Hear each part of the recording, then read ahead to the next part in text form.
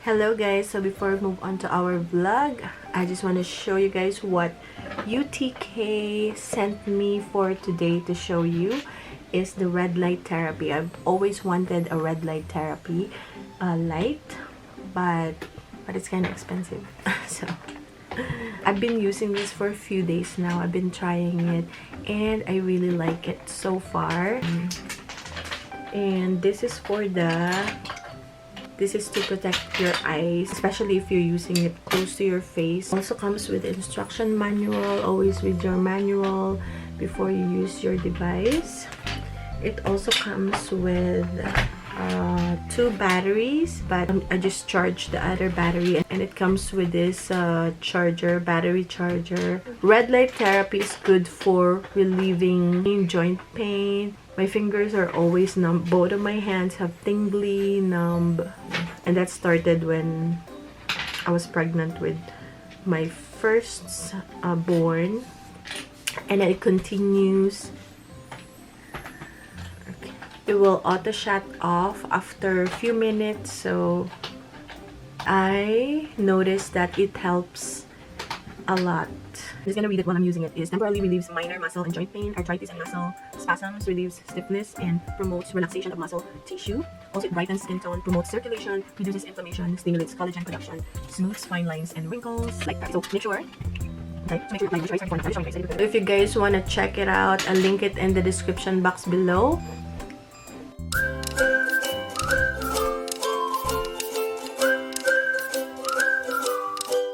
So, magpaligo muna tayo. May check-up ngayon si Father.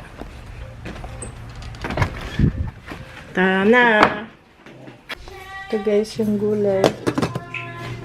Tinola. Thank you. Ito, may appointment.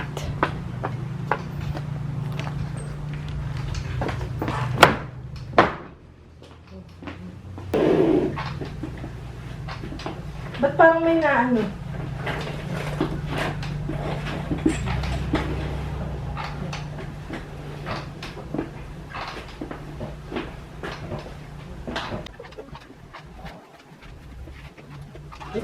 Visualize ako.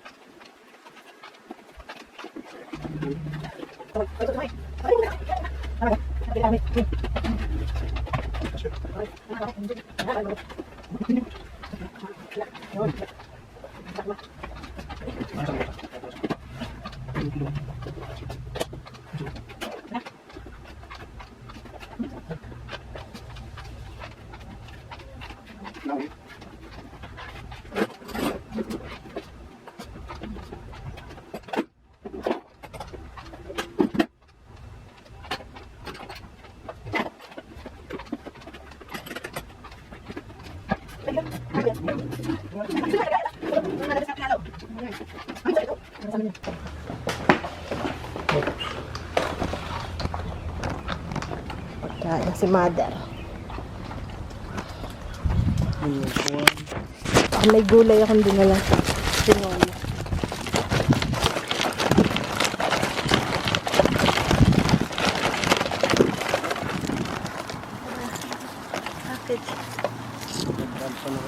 Yeah, it's a nice weather. Yeah, warm.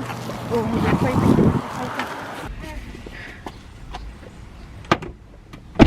dala kayong pera.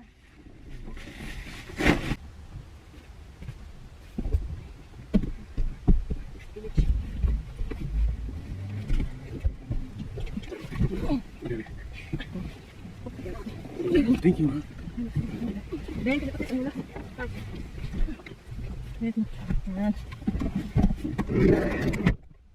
Ayan guys, isang puno na maliit na kaldero. Nagtanong na si Mother kung may gulay daw. So, ayan na ang gulay. Maulan ngayon. Tag-ulan. Hello guys, so ngayon nagpunta na si Mami kung luto na raw yung gulay kasi kagabi pang nagpaluto. Yun din yung luto ko nung isang araw, tinola. So yan, nilagyan ko na ng sayote. Andyan na. Marami tong manok. Kasi gusto niya maraming manok. Ayan na.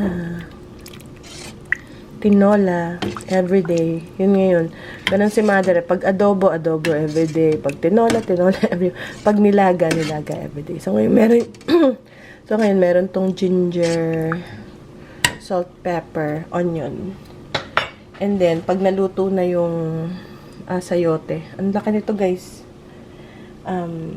Idadalhin ko na yung lahat mamaya. Ilagay natin itong napakarami nating gulay, napaka-cabbage. And lutuin mo natin yung sayote kasi mabilis maluto to. Pagkalubog mo to, okay na to. Mga 2 minutes, luto na. So, ayaw naman nating labugin masyado. So, yan. Then, paalis kami ngayon. Alis yung asawa ko. Sabi ko, sasama na kami. So, total, may isosoli din ako na nabili ko sa... Grabe yung allergy ko, guys. Dahil ng, itong pollen. Yung... Ganito talaga dito. Ang kati ng mata ko. Yung ilong, bahin. Ganun talaga pagka spring. Kasi may pollen. Maraming may allergy ngayon. Baka ako lang. Okay. So, ayan. Tapos nga pala, nagpalit ako ng cover kama. Ito. Kasi si Bebang nagsuka sa aming kama. Buti na lang, nung time na yon sabi ko, ano to, papalitan ko na tong aking kubre kama kagabi. Papalitan ko na. Tapos mamaya, parang nakalimutan ko na siya. Tapos, sabi ng asawa ko, si Bebang nagsuka. May mga pusa. Kung saan, sa carpet, dun pasusuka talaga. Sa kung saan sila dapat sumuka, doon sila sumusuka. So, ngayon lalabhan ko to. Tama talaga kapag sabi ko sa asawa, buti lang, hindi ko agad pinaltan. Dahil kung pinaltan ko, tapos, pagkatalikod mo, sumuka na, ay nako na doble, diba? So, buti na lang, saka siya sumuka nung hindi ko pa napapalitan. Kaya napalitan ko na rin. Naintindihan niyo pag isang kwento ko. Okay. Tapos pupunta rin, gusto ko rin pumunta doon sa isang store kasi bibili ako ng mga herbs. Wala na akong herbs. Pati yung quilt, ito rin yung pang topper ko. Tsaka to, dapat to inaano niya, hindi na-distribute ba? Kasi pag niligay mo lang siya sa isang banda, may aalog yun, parang sasabog ang washer. Na-experience yun na ba yun guys? Kaya dinidistribute yung weight niya. Ganyan. Okay? Ito pa. Okay, guys. Tapos, lagyan ko lang siya ng... this time, lagyan ko siya ng baking soda. Ito, baking soda to.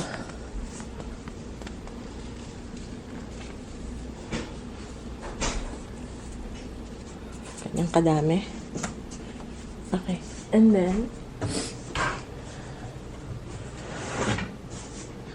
natin yung ating laundry.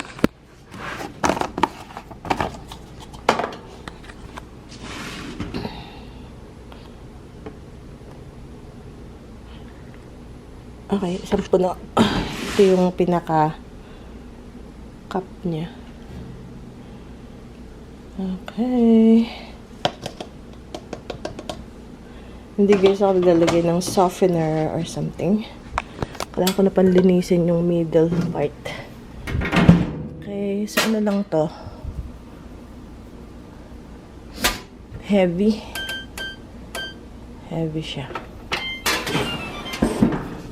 Magtutupi pa. Kagabi naglaba ako nung naglaba ito. Okay, ang dami kong nilabahan. So, tutupiin ko pa yan. Iraran ko muna siya para mainit. So, iraran ko siya ng few minutes. Para lang mainit siya. Okay, guys. Ayan na. Ready na ang ating tinola. Tinola forever. Okay, guys. So, pagkatapos ko ilubog, papatayin ko na yung apoy. Yung itong lutuan. Itong shellane. Yun ang tawag namin sa Pilipinas sa mga bata. Yung shellane, pakipatay. Tayo natin yung shellane. Dahil mainit pa yan eh. Kukuto-kuto pa yan.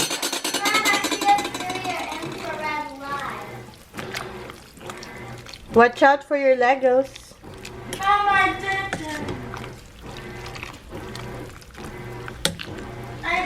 it, Mom. Okay, good. So, iwan lang natin dyan. Yan na ang kanilang pagkain for today. Napakadami.